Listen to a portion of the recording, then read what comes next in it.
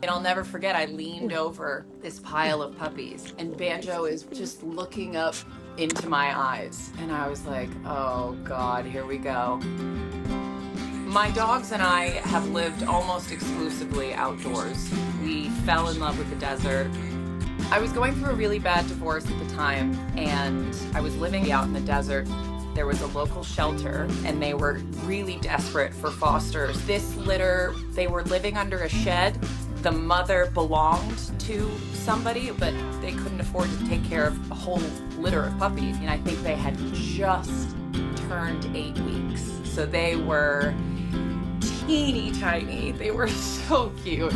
I decided to foster them until they were all ready for adoption. Are you gonna be my little sassy one, huh? No. Okay, you guys ready to go home? Hey, you stop with this. I loved that I had this unique experience for these puppies to come into. I just felt like I was gonna make a bunch of little adventure puppies. Okay, we're all gonna go meet some pretty cool dogs. Don't be nervous. Oh, good playing, birdie. I absolutely love watching my dogs kind of inspire their confidence. I took them all out into the desert. We would go on these like short little adventures because about an 800-foot hike and those puppies were passed out. And it was so fun watching them gain their confidence. They would make these little leaps off my porch. Banjo! Hi, puppy! I guess Banjo just, I didn't quite know it yet, but he fit into it more so than anybody else. Come on. I think what stuck out to me about Banjo is that I stuck out to him, was fixed on me. I mean, like, stare, almost like old soul eyes. He was always like paying attention, trying to get closest to me. Watching him try to follow all of the dogs around. Wow, that's so cute. Sort of brought this like fresh energy. He did not want to leave the trailer. He was like, this is home. I knew by the first night that I was in trouble. I mean, it happened quick. It's like just this feeling. I went back to this concept of like, well, why can't I have 4 dogs?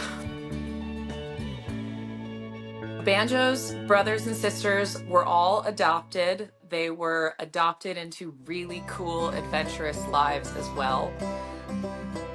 And it was only Banjo left. That's when we really started getting back into the level of adventures that I would do, which would be hiking for miles or going camping overnight. In the beginning, it was quite easy because he's small enough where I would put him in my backpack on my chest like a baby because I knew he was too small to make some of these leaps or go through some of these canyons. His confidence was astounding. He was the bravest little puppy.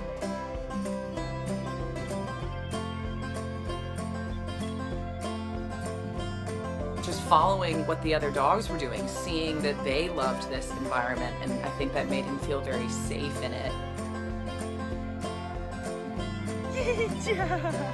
Just seeing the world through their eyes really makes you fall in love with it all over again. I was in a really dark place at the time, you know, post-divorce and post-COVID. Banjo brought me a much-needed sense of joy and sort of reinvigorated my love for this life that I was leading because I got to teach it. So he really proved to me that I could be this person that I was before. And that's like a really irreplaceable bond.